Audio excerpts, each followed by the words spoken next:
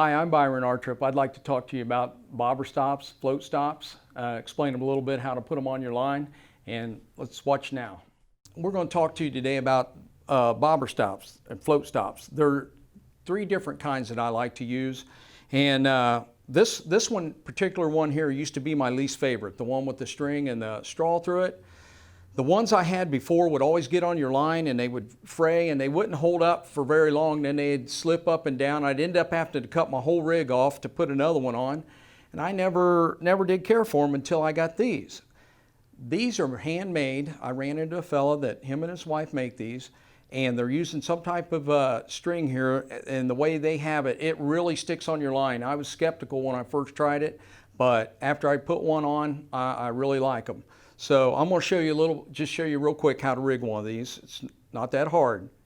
Just put your line through the straw like that, and after you get it through there, you just slowly squeeze in on the straw on one end, pinch it, and then pull the string right off the end like that.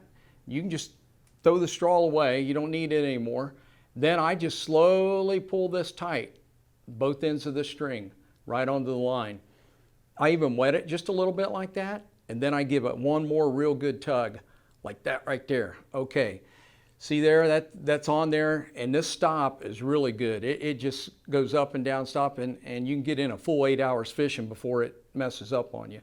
Next thing I do with the stop, I don't leave those strings that long. I like to cut them off a little bit shorter to the knot. And what I do, I normally allow, hard to see here, let me get my scissors.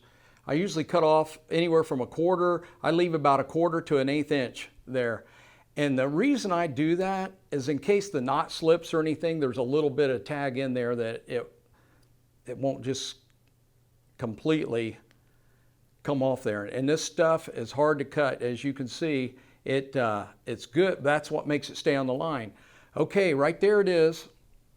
And as you can tell, it's not very big. That'll cast through your eyes really well when you're casting and won't get hung up, because that's really aggravating if you've got a big knot and it gets hung up in your line. But as you can see there, it just stays put wherever you go. Nice stop. Next, we're going to look at this type of bobber stop. It's a little cylinder shaped stop. It's got a wire that runs through it, and it's real easy to put on.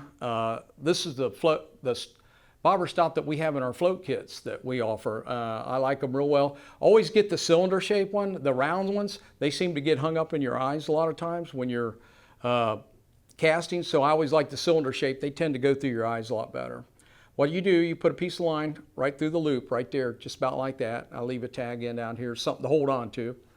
And then you pull this wire, this end, you just slowly start inching your stop towards the two pieces of line you're holding here, and it's kind of hard at first getting it started on there sometimes, but then once it starts going, then you can just pull it right on down, and the more line you get, you just pull on it, and when it comes to the end of your line like that, you're on, and you can just get rid of the wire. You've got your bobber stop right there, and this is a good one too. It stays put pretty well, and I like that. That's a good one. Okay. And next, we're going to go to, it's called speed stops. They come in a little bottle like this, and they're a little dog bone shaped stop. They've got a hole in each end, and these are really good when you're using light line, 6-pound test, all the way up to, I'd say, 12 to maybe 14-pound test. When you get bigger, then you want to go to the other two stops. But I'll show you how this works real quick. You just empty them out. It comes with its own little beads and everything in there. And these are tiny. I know it's going to be hard to see with my big fingers on everything, but what I'm going to show you is how I put these on. There's a hole in each end of this stop, by the way, if you can see it. There's a little tiny hole in each end, okay? Shaped like a dog bone's what it's shaped like, with a hole in the end. Okay, stick your line through one end of one of the holes right there. See there, it's on there, just hanging there. The next thing you want to do is wrap your line one time around the middle. I know this is hard to see, right around the middle there. And then you stick your line, after you wrap it around the middle, you stick your line back through the hole on the other end and pull it tight. See right there, you've got it on there, it's on your line, and with one wrap around the middle, that gives it enough tension that it stays on there and it stays put.